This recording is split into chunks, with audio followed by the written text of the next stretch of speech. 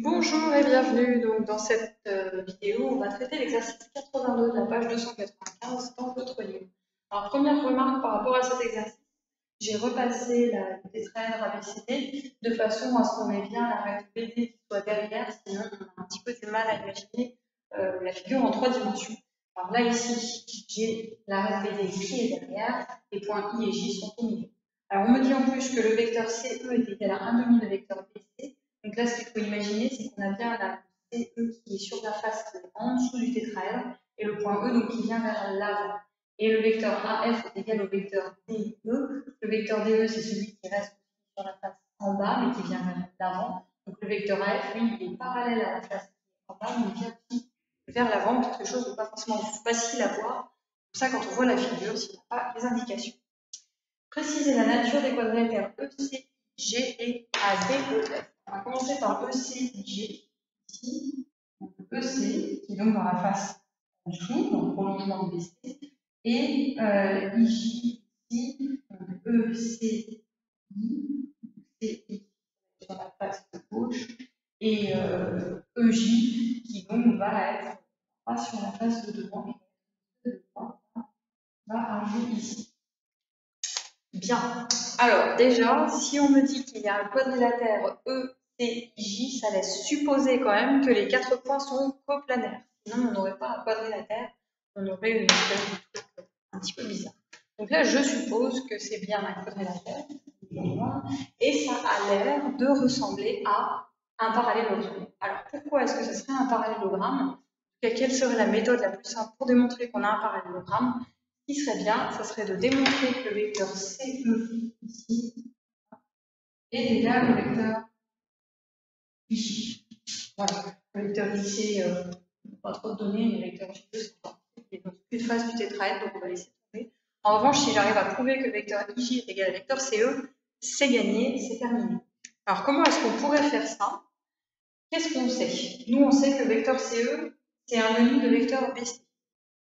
Bien. Il faudrait réussir à prouver que le vecteur I est aussi égal à 1,5 de vecteur BC. Alors pourquoi est-ce qu'on aurait ça? Là, ça doit vous faire penser à un théorème d'une propriété que vous avez vu au collège. Si je me place là dans les triangles ABC, qu'est-ce que j'ai? Eh bien, j'ai simplement le point I qui est au milieu et j'ai le point J qui est au milieu aussi. Or, si un segment joint les milieux de deux des côtés d'un triangle, alors ce segment mesure la moitié du troisième côté du triangle et il est parallèle au troisième triangle. Donc là, simplement, c'est une propriété de collège, on ne va pas redonner la propriété en terminale, mais on va bien préciser qu'on est dans le triangle ABC, ça on situe bien la figure. Donc je me place, la question 1, dans le triangle ABC.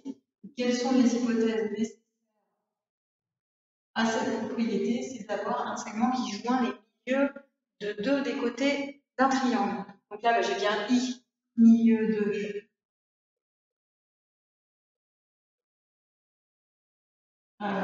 segment AB.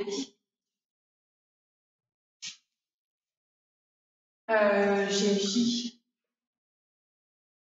milieu de segment AC. Donc j'en déduis que le vecteur IJ est égal à 1,5 de vecteur BC. Alors là, ici, je l'ai fait de manière complètement géométrique. On aurait pu le faire de façon entièrement vectorielle. Je vais quand même vous donner pour voir comment est-ce qu'on aurait pu le faire. Je sais que le vecteur J est égal à, là, on va utiliser les relations de champ. Donc c'est égal à vecteur A plus vecteur AJ. Vecteur IA que je peux remplacer par 1,5 de vecteur BA. Vecteur AJ qui est ici, qui fait 1,5 de vecteur AC. Voilà, et puis là, c'est quasiment immédiat, c'est pareil, vous avez une belle relation de Scholl, vecteur BA plus vecteur AC, ce qui fait un total de 1 de vecteur BC. On a exactement le même raisonnement, et donc pas une méthode de l'autre, exactement le même nombre de lignes. Parfait. Et donc vecteur IJ est donc égal à 1,5 de vecteur BC. et 1 demi de vecteur BC, d'après c'est égal à vecteur CE. D'accord? Donc j'ai bien le vecteur IJ qui est égal au vecteur CE. Et vous, depuis la seconde et maintenant en terminale en espace, vous savez que quand deux vecteurs sont égaux, c'est que vous avez un parallélogramme.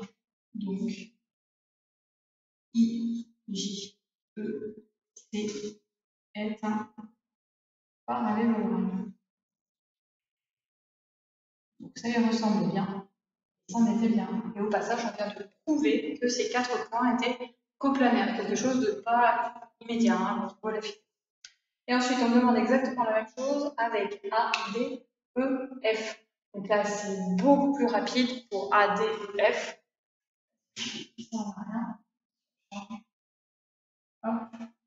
Donc pour A, D, E, F, la même chose, ça a l'air de ressembler à un parallélogramme. Et qu'est-ce qu'on sait, nous? On sait directement que AF est égal à vecteur D. Donc, bah, il n'y a rien à justifier, il y a juste à lever les fils. Je sais que vecteur AF est égal à vecteur DE. Donc, j'en déduis que AD de F est aussi un parallélogramme. Voilà.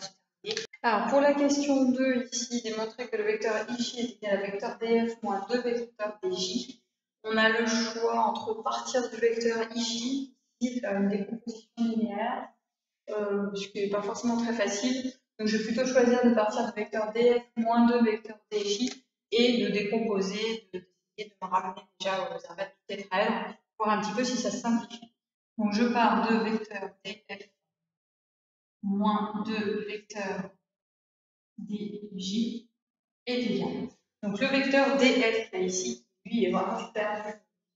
Ça correspond. Moi, je vais choisir de décomposer en vecteur DA plus vecteur AF. Déjà plus confortable, vu qu'on sera sur les arêtes du tétraèdre. Et le moins 2 vecteur DJ, alors je vais transformer en plus 2. C'est pas agréable de travailler avec des nombres négatifs. Et là, vecteur JD. Donc, vecteur JD, ce que je vais faire, c'est que je vais faire vecteur JC plus vecteur CD, par exemple. Donc, plus 2 vecteurs JC plus vecteur CD.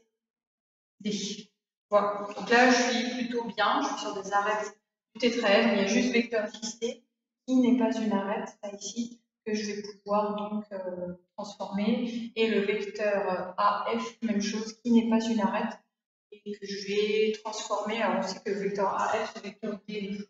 Je vais me ramener sur l'avant de ma figure. Donc, le vecteur DA, je vais laisser le vecteur DA. Le vecteur AF, j'ai dit que j'allais remplacer par un vecteur qui est plutôt devant. Donc, je vais remplacer par le vecteur DE. Après, c'est 2 fois le vecteur JC. Alors, 2 fois le vecteur JC, c'est assez pratique. C'est le vecteur AC, parce que J est le milieu de AC.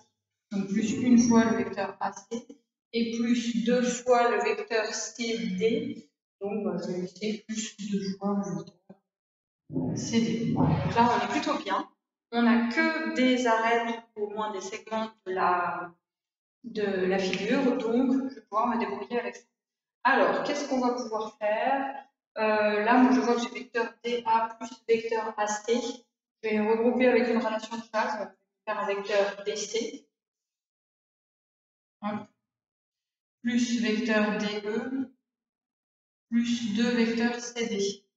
Alors là, ici, 2 fois le vecteur CD avec le vecteur DC. Là, si j'ajoute un vecteur DC plus un vecteur CD, ça va s'annuler. Ce qui fait qu'il me reste simplement un vecteur DE plus le vecteur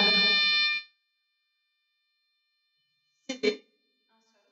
Et à nouveau, avec une relation de charge, j'en déduis tout de suite avec une relation de charge, vecteur CD plus vecteur DE, c'est égal à vecteur CE. Et puis là, eh ben, on est plutôt bien parce que vecteur CE, on a démontré juste avant que c'était le vecteur IJ.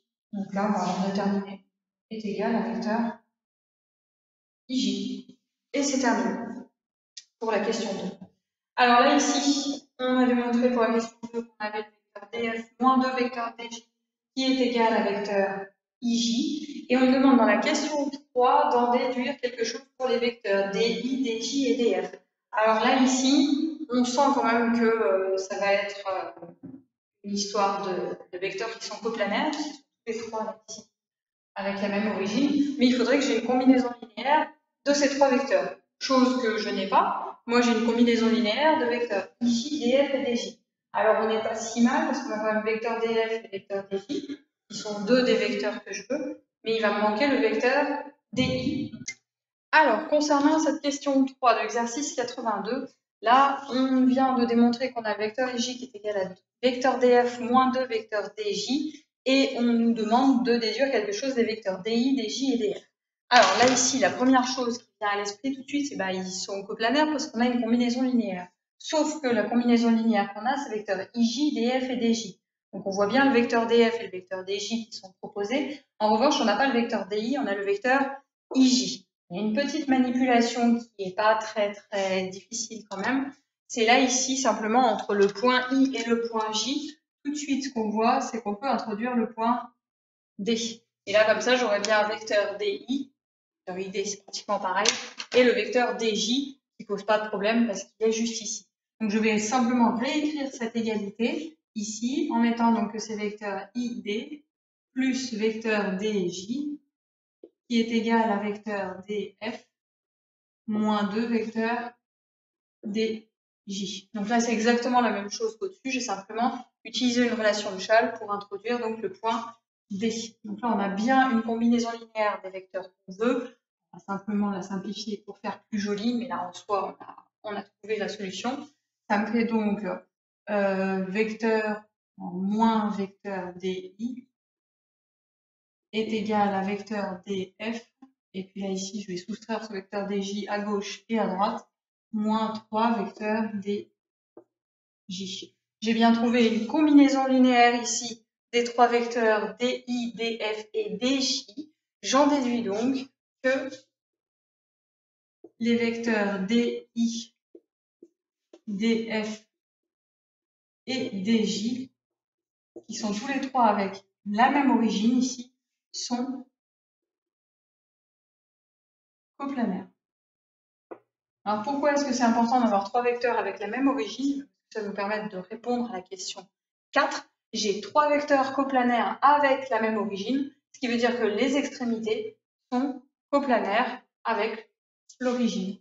Donc là, ici, j'en déduis que immédiat et ainsi D, I, F et J sont coplanaires.